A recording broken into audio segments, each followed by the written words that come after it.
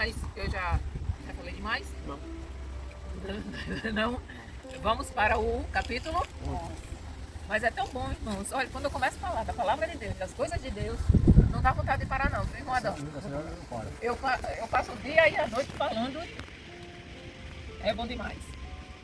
Atos, capítulo 11.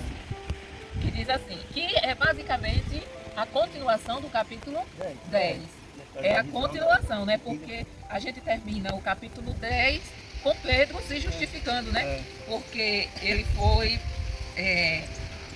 para onde estavam os gentios, né? O povo os discípulos, os apóstolos em Jerusalém pedem explicação a Pedro, né? E nós terminamos Pedro se justificando, né? Porque ele estava com os incircuncisos, né? Então os da circuncisão estavam pedindo explicação a Pedro. E o capítulo 11 continua. E ouviram os apóstolos e os irmãos que estavam na Judeia, que também os gentios tinham recebido a palavra de Deus. E subindo Pedro a Jerusalém, disputava com ele os que eram da circuncisão. Vocês lembram o que é isso? Deixa eu perguntar a Maria. O que é circuncisão? Deixa eu perguntar a Maria. O senhor já esqueceu. O senhor lembra de Isaac? De Abraão? Deus mandou Abraão fazer quando ele fez a promessa de que ele ia ser pai de uma grande nação. Deus disse que ele fizesse, a gente explicou aqui, ó, debaixo daquela árvore, a gente deu essa explicação. Adão, os pais pegavam a pedra e cortavam o corinho do órgão masculino da criança. Então, Com a pedra. A circuncisão é aquela cirurgia de fimose. Não. É a cirurgia quando o pênis tem aquela pelezinha grudada, corta a pele. Então, isso é a circuncisão. Mas por que isso era tão importante para os judeus? Porque quando Deus falou com Abraão e disse que Abraão seria pai de uma grande nação, Abraão tinha 75 anos. E naquele dia, Deus disse que Abraão circuncidasse ele e todos os homens da sua casa. Então, empregado, todo mundo que vivia com Abraão foi circuncidado. E Deus disse que aquilo seria um sinal entre Deus e a descendência de Abraão. Então todo mundo a partir daquele dia era circuncidado. Nasceu ao 8º dia, era circuncidado. Então todo judeu, ele fazia a circuncisão. Então aqueles que não eram circuncidados, eles mantinham-se afastados, era como se eles fossem impuros, ou seja, não pertenciam ao povo de Israel. Mas se um gentio, como eles chamavam, se um gentio, um estrangeiro quisesse fazer parte do povo de Israel, podia, eles teriam que fazer a circuncisão, eles teriam que circuncidar, dizendo o quê? É a mesma coisa, naquela época era o equivalente a gente aceitar Jesus como nosso Senhor e Salvador. E quando a gente aceita Jesus como nosso Senhor e Salvador, nós passamos a fazer parte do corpo de Cristo. Naquela época, através da circuncisão, o povo tinha o direito de fazer parte do povo de Deus, o povo separado que Deus escolheu para chamar de seu. Então, entendeu, irmão Adão? Gravou? Agora grave também. A circuncisão é aquela cirurgia de fimose, né? Exatamente. E era feito ao 8º dia da criança quando nasceu. Mas eu fiz por 35 anos. Mas o povo judeu era feito, porque era como se fosse, aquilo ali era uma aliança. Aquilo era uma aliança, independente da pessoa, independente da criança ter necessidade ou não, se fazia. Então era uma aliança entre Deus e o povo. Teve outra aliança que Deus fez com o povo com Noé, quando Deus destruiu essa terra, porque vocês já sabem que essa terra foi destruída, né? Foi lavada, né? E Deus fez uma aliança com Noé. Qual foi a aliança? Vocês lembram? Que ele disse para Noé, eu nunca mais vou destruir a terra com água. E qual foi a aliança, o sinal que Deus disse que daria? Um arco-íris. Isso, o arco-íris. Quando a gente vê um arco-íris, pode ter certeza que Deus ia mandar um dilúvio. Aí, quando ele vê o arco-íris, ele, epa, eu prometi a Noé que nunca mais ia destruir a terra com água. Diz até que o arco-íris ele tira a chuva, né? Não, ele não tira chuva, né? É Pra mim diminui. Aqueles mais velhos sempre quando o arco-íris, na verdade, é um sinal de que, quando a gente vê o arco-íris no céu, de que Deus está lembrando. Quer dizer, Deus nunca esquece, né? Mas para que o homem lembre que ele prometeu que ele não ia mais destruir a terra com água. Da próxima vez vai ser com fogo. Já está acontecendo. Vai ser com fogo, não, mas essa terra vai literalmente queimar. Essa terra vai literalmente queimar. A terra, irmão, é um globo assim, ó, uma bola redonda. A terra é uma bola redonda. E essa bola redonda vai queimar e vai se dissolver. Vai virar pó. Vai virar pó. E será que vem outra nação? Não, Vera. Quem vai governar vai ter um novo céu e uma nova terra. E quem vai governar é aqueles que aceitaram Jesus como seu Senhor e Salvador, que vai morar nesse novo céu e nova terra. Mas vamos lá, capítulo 11.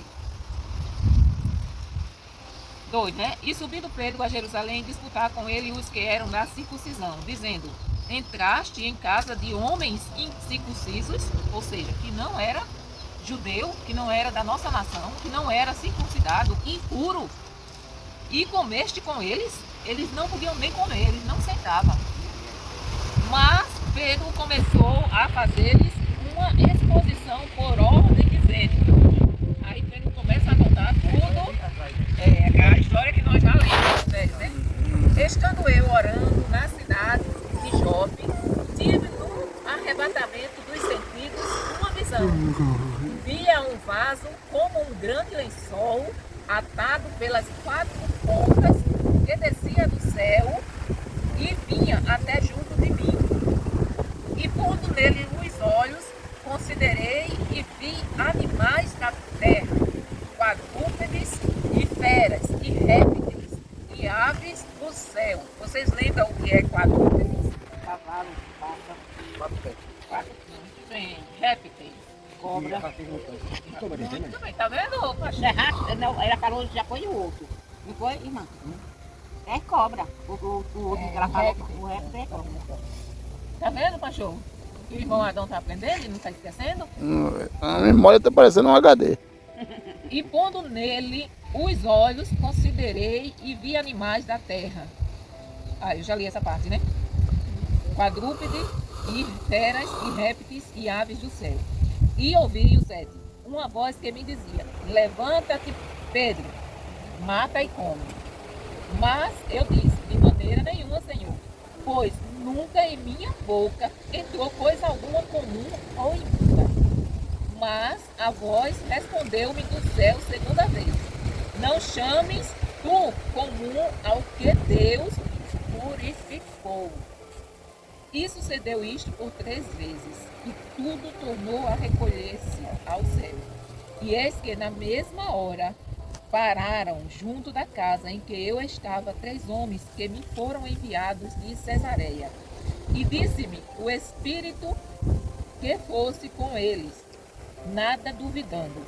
E também estes 6 irmãos foram comigo, e entramos em casa daquele homem.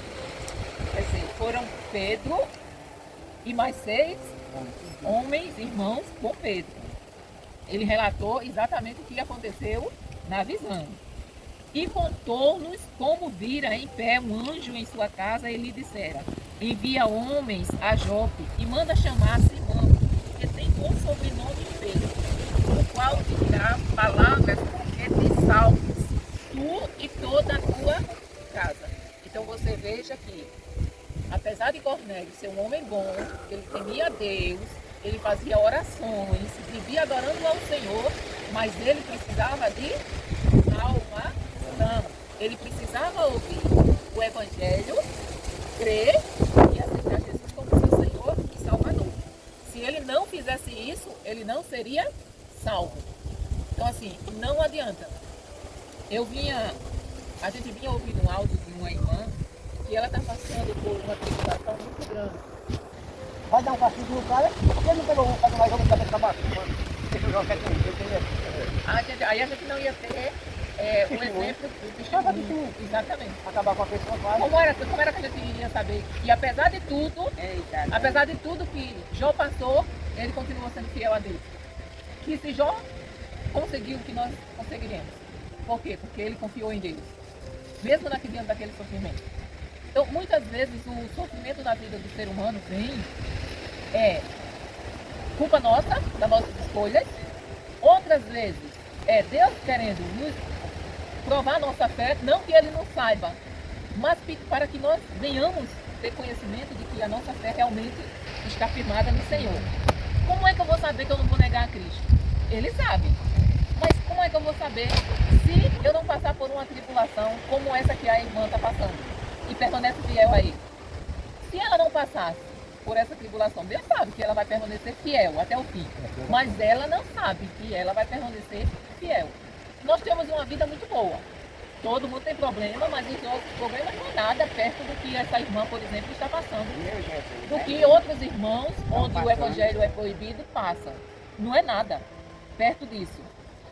E nós reclamamos? Será que se nós, Deus permitir, uma tribulação, tipo a de Jó, na nossa vida, doença, falta de dinheiro,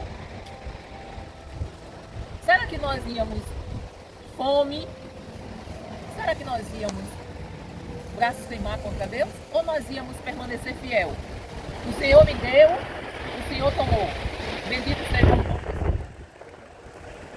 Porque foi assim que Jó falou.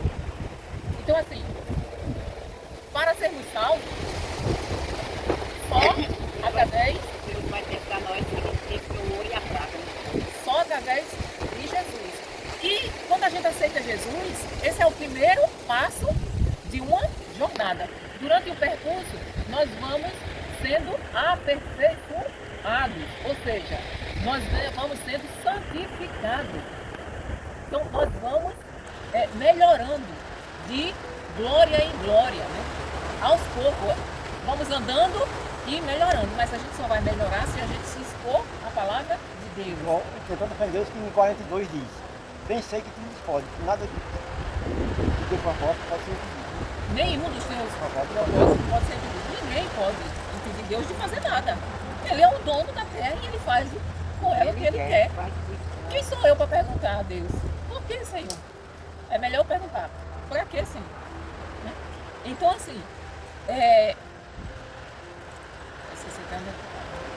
sim, aceitar Jesus, ouvir a palavra e aceitar Jesus como seu Senhor e Salvador é apenas o primeiro passo.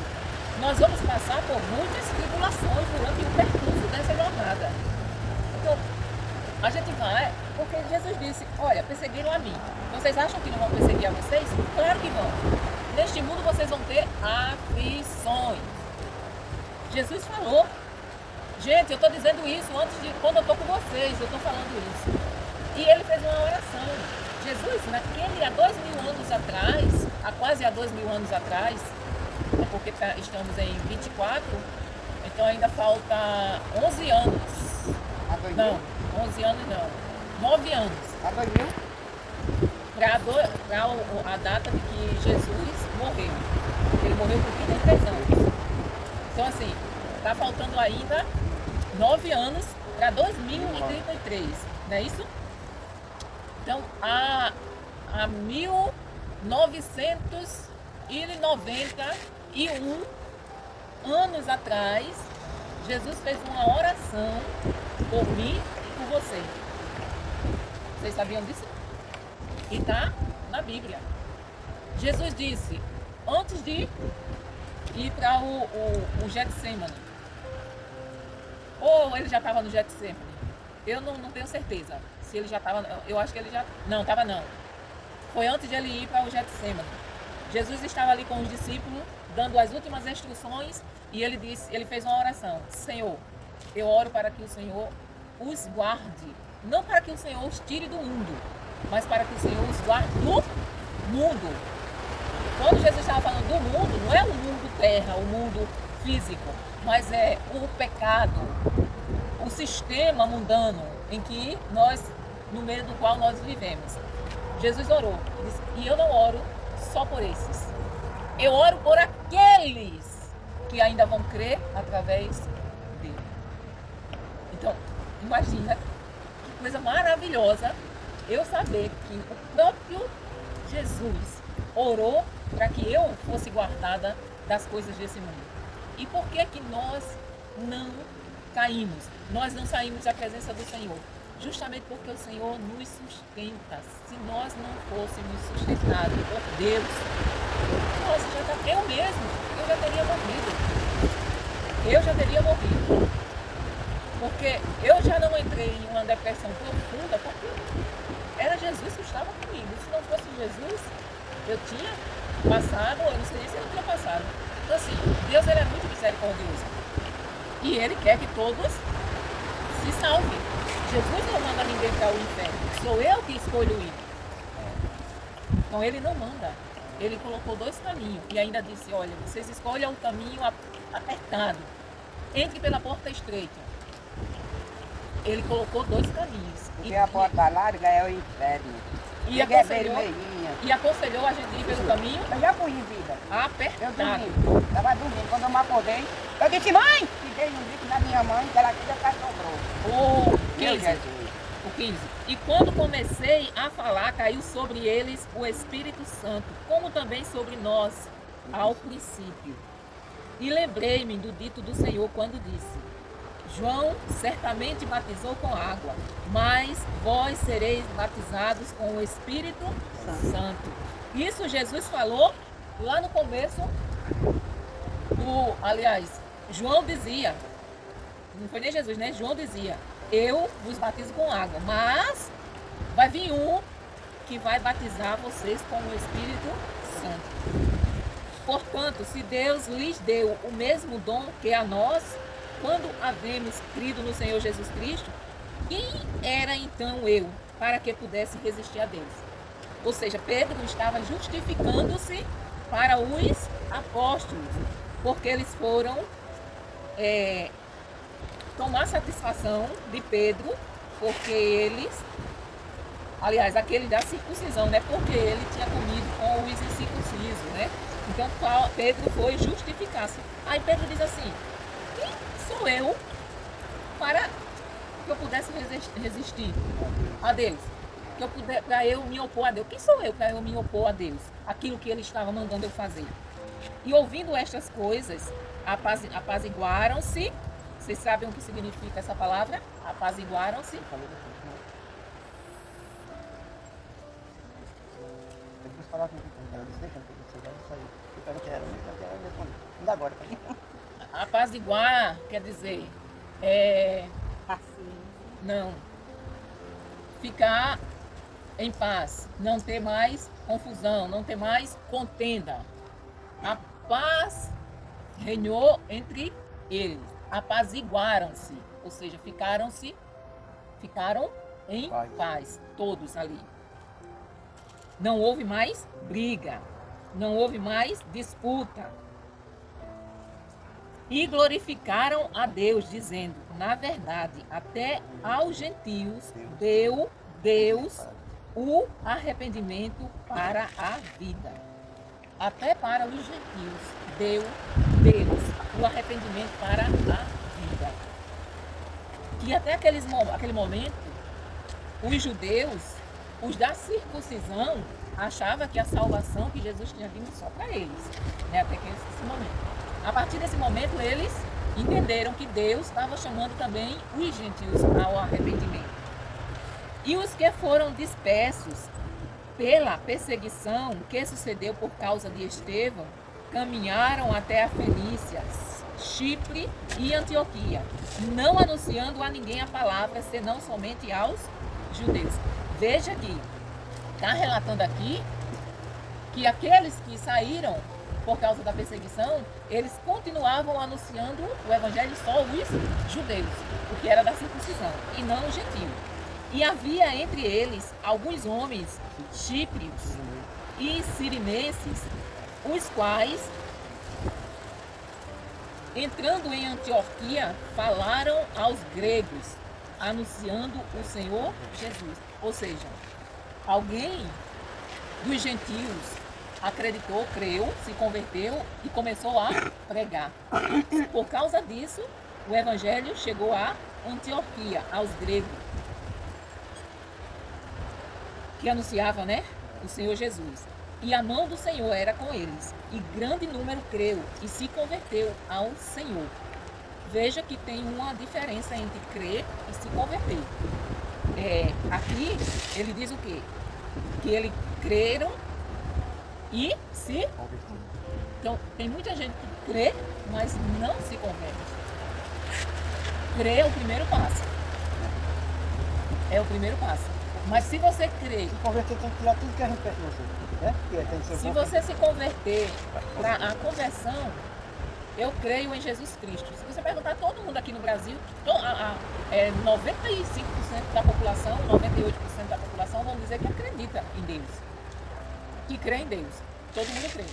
Agora, se converter, aí é outro processo. Aí é mais difícil. Aí é outro processo. Mas eu só serei salva se eu crer e me converter.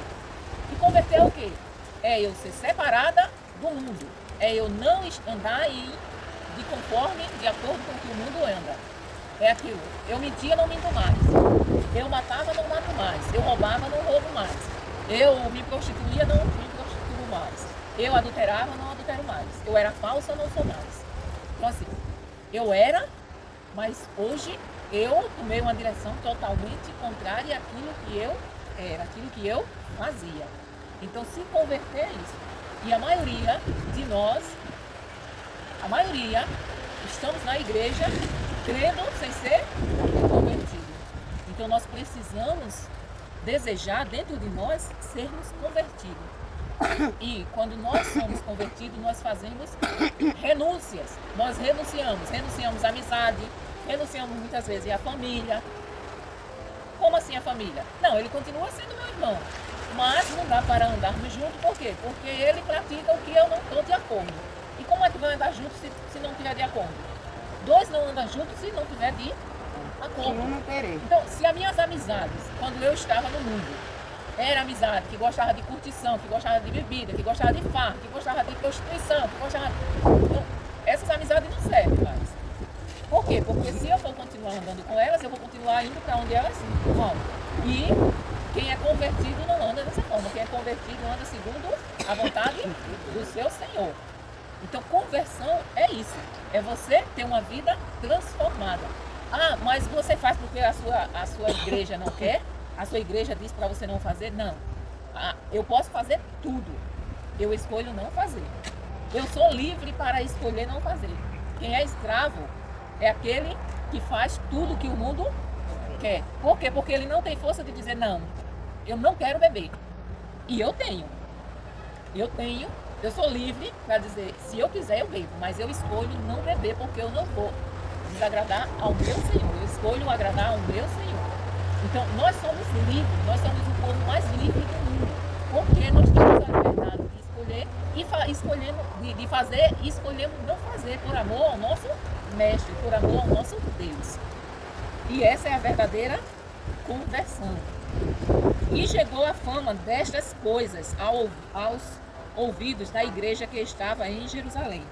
E enviaram Barnabé a Antioquia, o qual chegou e viu a graça de Deus, se alegrou e exortou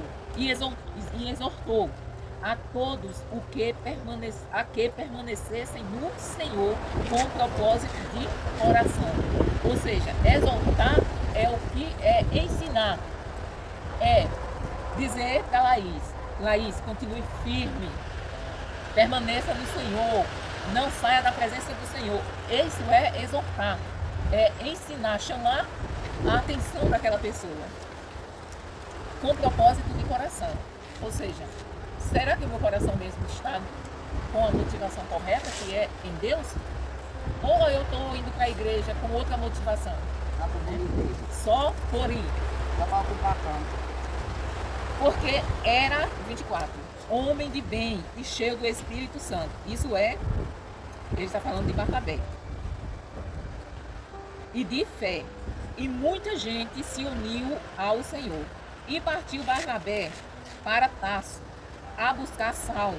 E chamando-o, o conduziu para Antioquia. Ou seja, foi tanta gente se convertendo em Antioquia que Barnabé já não estava mais dando conta sozinho de pastorear aquele povo. Aí ele foi buscar Saulo para o ajudar a pregar a palavra, a ensinar a palavra.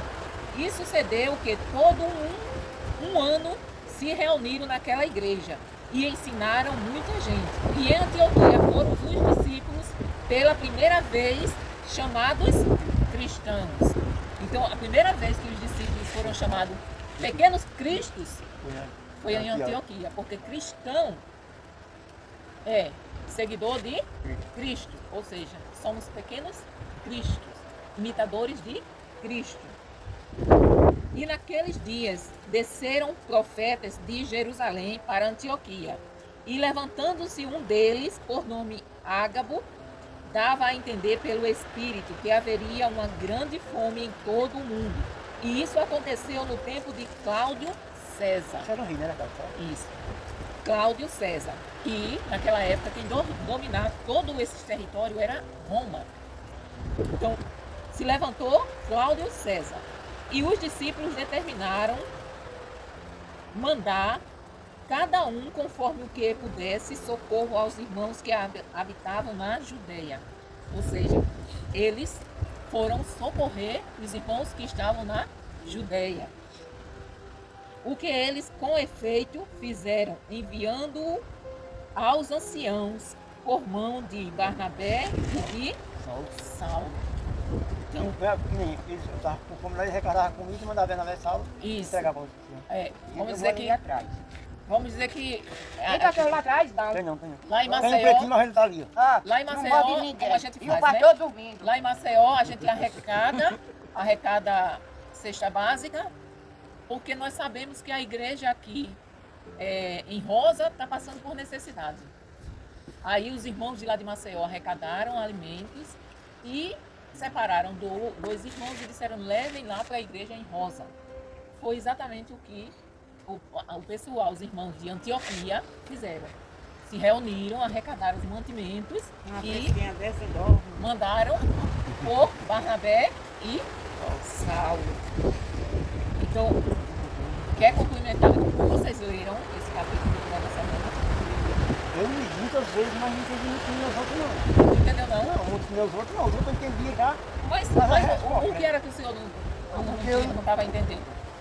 Eu caçava a resposta e não achava. E os outros já caçavam. Antes de você mandar a resposta, já está sabendo. Mas eu vou levar mais e tem papel. Mas o senhor não entendeu o que agora? Tem alguma coisa que o senhor não Não, eu entendeu? quero ver as perguntas que você fez. O pai dormiu, agora dormiu. Ele nunca dorme com a Maria. Ele nunca dormiu. Ele nunca dorme. Vamos lá. O que os apóstolos e os irmãos que estavam na Judeia ouviram? Quebrou? Você ficou que remedei já. Hein? O que foi que os apóstolos... Eita, dano.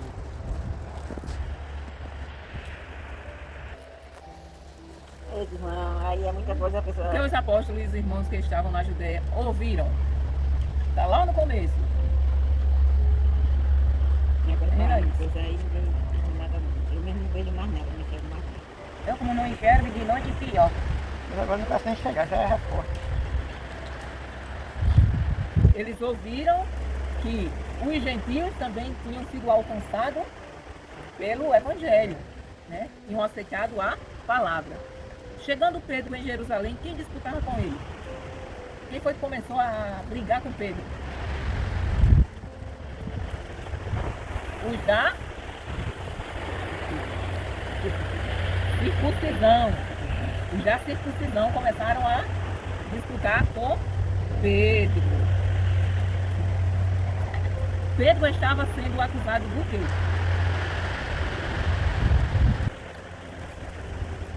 Não era de pregar a palavra.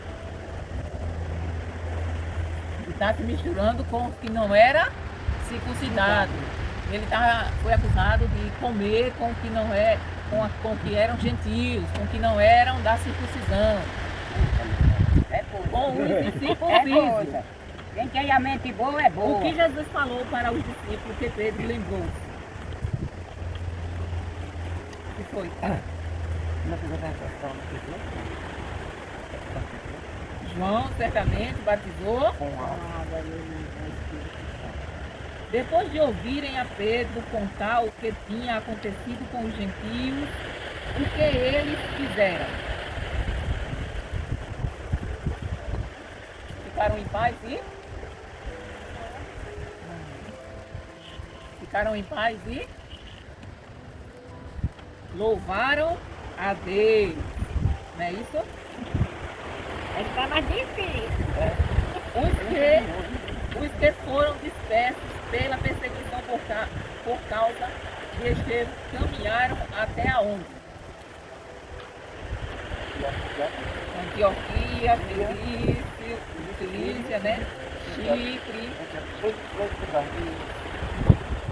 Eles anunciavam a palavra somente a quem? Aos judeus. Em Antioquia, quem anunciou o Senhor Jesus para os gregos? Sirineus e... Não, sirineus. É, não é sirineu, né? Isso. No caso foi os sirinenses, né? Chíprios e os sirinenses. Barnabé foi enviado para onde? Fantástico, eu não falo. Não? Bernabé? Barnabé foi enviado Para para Antioquia. É. Quando Barnabé chegou e viu a graça de Deus, ficou como? Exaltou. Ficou maravilhado, né? Se vocês quiserem responder com as palavras de vocês, ele ficou alegre, né? Ele se alegrou, ele ficou maravilhado. Como Barnabé era? Como Barnabé era?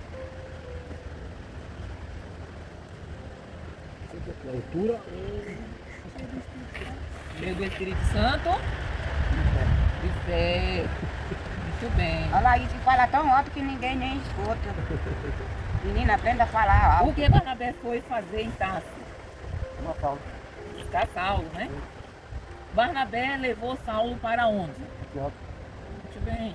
Passaram quanto tempo ensinando em Antioquia? Uhum. Aonde foi a primeira vez que os discípulos foram chamados de cristãos? Antioquia. Quem desceu de Jerusalém para Antioquia?